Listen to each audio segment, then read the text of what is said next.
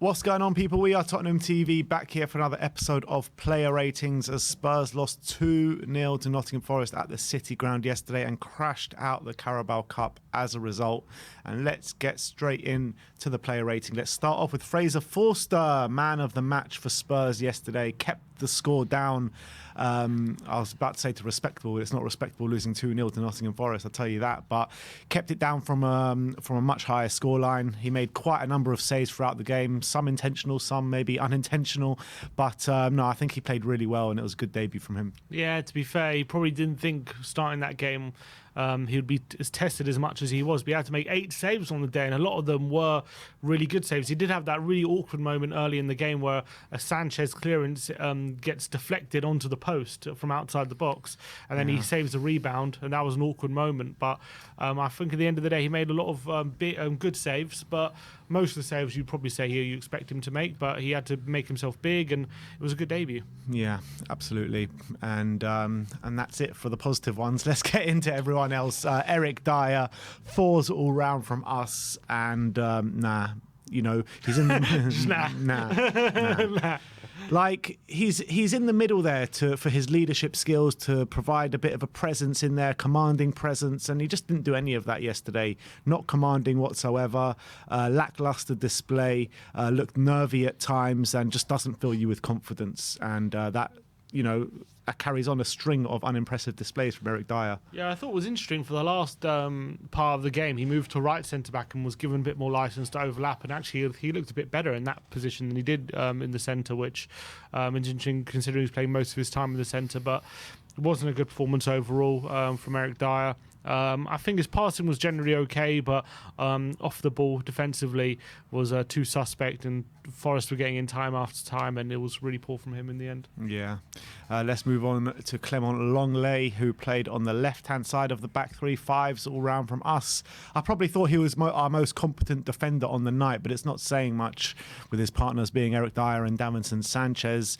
He wasn't as calm and composed as he usually is on the ball, but again, he was probably our most calm and composed player on the ball in that back three all night. He did make a few good challenges, but then again, there was a few times players breezed past him, so a bit of hit and miss from Clement Longley last night. Yeah, I thought his passing was generally quite good on the day. I thought he was probably the only defender who was not disastrous. I thought he was decent, but still defensively bit suspect, and that's where we're seeing big weaknesses at the moment with Longley, and hopefully he can improve on that aspect, because when he at Sevilla he was very good defensively, but at the moment his only good qualities are on the ball. Yeah, Davidson Sanchez, 3s all round from us. I'm just sick and tired of seeing him in a Spurs shirt at this point, to be honest. Every time it's the same thing. Really nervy on the ball, terrible on the ball, can't really do anything well with playing out the back. There was one moment where he made a good recovery run to make a challenge, and he gets the ball and just plays it straight out of play, and that kind of just epitomises Davinson Sanchez. And for the first goal with Renan Lodi, Lodi just turned him to the right hand side, and Sanchez had no answer, and he banged it into the top corner with an amazing finish, but he's just not good enough. That's just the facts of the matter. Yeah, and it was another really performance that looked like he was shot of confidence yet again. It's all started with that weird clearance into Awoniyi, who it deflected onto the post, and that just capitalised. That just shows what Sanchez is at the moment, just a bundle of nerves right now, and he's just panicking a lot of the time when the ball comes near him. He had chances to knock the ball down the line, he couldn't even keep it in play. He was just a shambles, and yeah, as you say, defensively as well, he couldn't make up for it, which sometimes he does. But yes, it was not one of those times, so it was a shocking performance. Yeah, which moves us on to Ryan Sessoen, 3s all round as well. Another really poor display from Ryan Sessoen, and I've backed him so many times, Ryan Sessoen, and he's kind of making it hard for me to do so anymore, to be honest, with these string of absolutely terrible displays. He's clearly lacking in confidence, doesn't seem to be doing anything whatsoever going forward. His passing is completely wayward. And he's just not offering anything to the team right now, literally nothing. Yeah, and then also he had that moment in the last half an hour where he pulls up for an injury and he doesn't make it known, doesn't make sure that the coaching staff know he has to be taken off before the subs are being made, and he waits till Doherty's come off to lie down and make it clear that he needs to come off, and by that time it's too late, and that's so frustrating. Conte must be so frustrated with that situation, because then all of a sudden he has to play the last half an hour. He did finish the game, to be fair, but he did not look comfortable at all for that last half an hour. He looked like he could barely run, and for the first hour it was just really poor. Like, no quality, no confidence, suspect defensively as well. It's off the back of a string of poor performances from Sessoen now, so it's really not good. Let's move on to Yves Bissouma. 5s all round from us. I did think he was one of our better players in the first half, but having said that, that's not a point towards him. It's just a point against everyone else because they were just so poor. But Bissouma, I mean, he was putting himself about a bit in that first half. I thought he was wriggling in those tight spaces, trying to be a bit press resistant and keep the ball moving. But second half, he was absolutely shocking. He really was. And every time he got the ball, it was a wayward pass, or he slipped up and gave the ball away. And you're looking at him to maybe, carry on those good performances that he has been putting in of late. But today was anything but. I mean, yesterday was anything but. Yeah, it was a shame because I thought he, in a poor first half, he was probably one of the better players. But in the second half, he was a liability, unfortunately, and he cost us a lot of counter-attacks. They were able to break forward and pounce on his mistakes a few times, and he didn't really have the quality to make up for it. Unfortunately, if he's not doing a good job defensively, he's offensively a lot of the time he's not really progressing the ball quick enough, and that was the case again. So a bad day at the office for Bissouma. Yeah, which brings us on to Ollie Skipp. 5s all round from us. And look, I don't think he was terrible. I just don't think he was good. I can't remember anything really bad or good that he did. He was just kind of playing within himself for the majority of the game.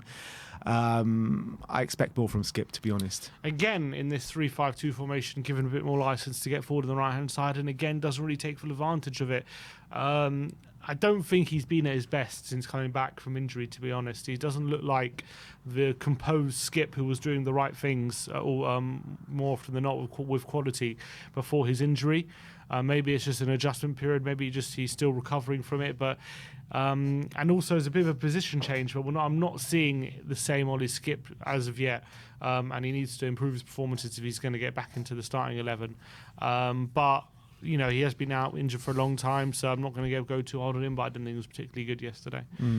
Let's move on to Pierre Hojbjerg. 5s all round from us. First half, obviously, he only had 45 minutes, got taken off at half-time for Rodrigo Bentancur, but I think he was a player that was actually trying to take initiative in that first half and drive us forward and make stuff happen.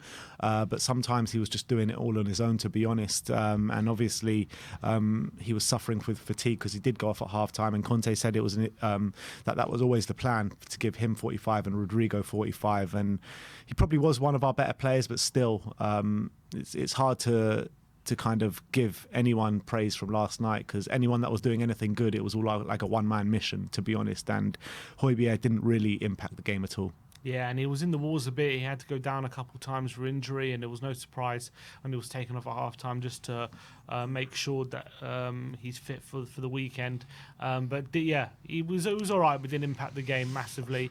And his performances, to be fair as well, they were very strong at the beginning of the season, but last few weeks, I wouldn't say he's been terrible, but they've just dropped off from those very high standards he hasn't been able to keep up for the last few weeks. Which is understandable with the amount of football he's playing. Yeah, which is understandable, but it is something to note. Yeah. Let's move on to the right wing back, Matt Doherty. Sim gives him a 4. I gave him a 3. I thought he was just shocking, to be honest. He had one shot on goal, which is a positive mark towards his name, because not many players did that yesterday. But apart from that, I thought not much in it going forward, apart from that one moment. Literally nothing to note, and defensively as well, I thought he was poor. I mean, didn't impact anything yesterday.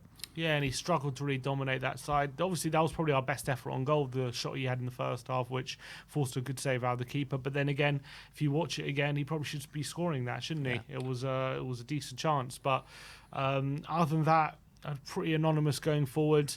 Spence probably did more than him in his cameo than Doherty did throughout the 90 minutes. And yeah, you got to say it was a disappointing showing from Doherty. Move on to Ivan Perisic. Sim gives him a 4. I gave him a 5. You're probably more accurate with the score there, 4 for Perisic. But the only thing I can remember him doing, to be honest, is putting in a few set pieces, and that's about it. What did he do yesterday? Yeah. His set pieces were all right, but he was pretty anonymous apart from that. Even the set pieces, I mean, they were decent, but we didn't really... We won a few headers which went over the bar, but nothing much came of them. And unlike against Liverpool, where he had a few opportunities of playing up front, hit the bar and the post and was a nuisance. It just wasn't the same against Forest, and wasn't able to get involved in the game in open play, and was pretty much the game passed him by, I felt. Yeah, like the majority of the players out there. But the last of the starting 11 was Harry Kane.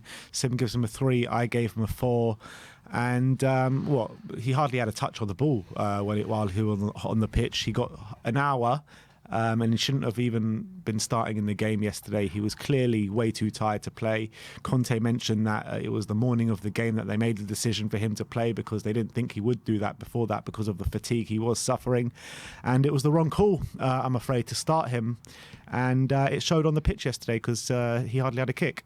Yeah, again, and also very anonymous. It was very difficult for the two strikers to get involved, given that the lack of cohesion there was behind them, in the build-up play. But they have got to take their fair share of the blame as well. And Kane didn't really get involved pretty much throughout the whole game, and he was pretty much anonymous, similar to Perisic, and taken off on the hour mark, and that summed up his performance. Yeah. Let's move on to the substitute, starting off with Rodrigo Bentancur. Sim gives him a 6. I gave him a 5. He did add a bit of bite to the midfield, a bit of aggression, and a bit of will to go forward as well. But he was trying to be the hero yesterday, and I think it was a bit too much, because he was just taking pop shots from like 30 yards, 25 yards, and they were going nowhere near the goal, miles over, miles wide, and it was just a bit frustrating, because he had the opportunity to build up play with Kulusevski and Richarlison on the pitch as well, and he just kept like smashing it from like 30 yards, which was quite frustrating. Yeah, a few times I thought he was quite composed, and he was actually doing the right things, which maybe some of the other midfielders weren't doing before he was on. And I thought he brought a bit of energy to the midfield and a bit more quality, but as you say, a few moments he was going for glory when he really shouldn't have been doing. A few moments he passed the ball forward and finding players offside when it could have timed the passes a lot better. So it wasn't the best cameo, but it was probably better than the other midfielders. Yeah, I'd agree with that. Richarlison up next. 6 is all round from us. Came on for this first appearance in a while after his injury, and he definitely added energy to the attacking line that it desperately needed, but unfortunately I think the quality was a bit lacking. But having said that, out of everyone that came on and everyone on the pitch, he probably looked the most dangerous out of everyone. Yeah, he had a goal, as you say, had a goal ruled out for offside. He nearly got a goal from a corner where it was a bit of a scramble and it nearly trickled over the line. He had a shot from 25 yards, so he was trying to make things happen. He definitely came on to try and change things, but ultimately it wasn't enough. And then he had a couple of frustrating moments where he was caught offside really unnecessarily, and in positions where he shouldn't really have been offside, and that was definitely a bit of frustration there. But also to note, he was the player who drew the second foul of Mangala, who got sent off. So, probably don't go down to 10 men if it wasn't for his endeavour. Let's move on to Dejan Kulusevski. Sim gives him a 4. I gave him a 5. Everyone was calling for him from pretty much, even in the first half, people were calling for him. And when he came on in the last game, you saw some real impetus from him, attacking, creative nous, and you just didn't see that in this game. I felt he was shackled pretty well and couldn't really make anything happen after he came on. Yeah, agreed. It was disappointing from Kulusevski. Couldn't link up with Spence on the right-hand side. There was definitely a lack of communication and lack of a relationship there. They don't know each other's game very well, clearly. And I don't remember too many moments where he was asking questions of the Forest fence and he crossed in the box or through balls or shots. He wasn't as involved as he was against Liverpool on the weekend. So wasn't a great cameo from him. Next up is Brian Hill. 4s all round from us. I mean, he ran around a bit. That's about it. Yeah, got out-muscled a few times. I thought there was one time he ran down the wing and got a nice ball in the box along the ground, and it nearly forced something. but didn't come to anything. And at the end of the day, couldn't really hurt. Didn't really manage to hurt Forest at all. Really down that left hand side, already had him. Yeah, and this was the one that we were all waiting for. Jed Spence came on for half an hour in his biggest cameo in a Spurs shirt as of yet. Sim gives him a 6. I gave him a 7. And you could definitely tell the intent from Spence was there straight away, getting the ball, running down the line. The sheer pace that he has is brilliant. And I felt like he showed more in the first 5 minutes of coming on than Doherty and Sessoen did the whole game, to be honest. Yes, he didn't actually make too much happen, but I felt like the intent and the energy was great to see from Spence when the rest of them were clearly lacking with fatigue and quality and what have you. He also got in the box for a cross as well, where he could have scored. He had that header on goal, which the keeper was equal to. But I like the cameo from Spence, and I would like to see more. It was decent. He's still clearly very raw, but there was that one moment he first came on. He beat 3-4 players driving up the pitch, drawing a free kick in the opposition's box, and you thought, okay, this is a wing-back who knows how to actually drive up the pitch with the ball at pace, and that's something that maybe our other wing-backs don't really have. Didn't really get to the byline too many times to whip in any crosses in or any interchanges with Kolasov or the central midfielders, so still lacking in those areas. You say he had the header he did have a header, but it was straight down the throat of the keeper. You expect him to save that, so you expect maybe a better header there. So he made a bit of an impact, but still a lot of questions to be asked. And let's move over to the manager now, Antonio Conte. 5s all round from us. And let's be honest, this game was just a pure train crash from the beginning till the end. It was literally terrible. Not one player, apart from what you say, Fraser Forster, stood up for the team yesterday. And it was a massive part of it is down to fatigue. And a massive part of that is down to not enough rotation within the squad. And that is down to Antonio Conte. So he's got to get marks down for that. Yes, he hasn't been put in the best situation because we don't have, we've got a lot of bad injuries and we've got not the biggest squad, but in times like this he has to trust some of the other members of the squad, like a Brian Hill, like a Jed Spence, and some other players that are on the periphery, even bring in some youth players that are playing in the under 23s, you know what I mean? Like, look at all the other teams, or Arsenal, Liverpool, that have been able to do that. Yes, they also went out, but at least they're going to be fresh for the Premier League this weekend. And I think that a massive part of that is Antonio needs to rotate more in these busy periods. Yeah, and it's all boiled down to a lack of trust he's clearly had in the fringe players, and wants to, at all costs, doesn't really want to play them. So you got to say that's disappointing at the end of the day that we have a Carabao Cup match in the third round, and if their players are that tired, like Kane pulling out of training the day before, then you have to do what's best for the player and not play them. And the fact that he played him for an hour where he clearly wasn't up to the challenge is disappointing. Obviously we end up losing, and it was a low energy performance anyway, so you got to say it didn't really help the situation. And then obviously on top of that, you've got the fact that we've conceded the first goal in 8 games in a row, with 5 games in a row domestically where we've been 2-0 down.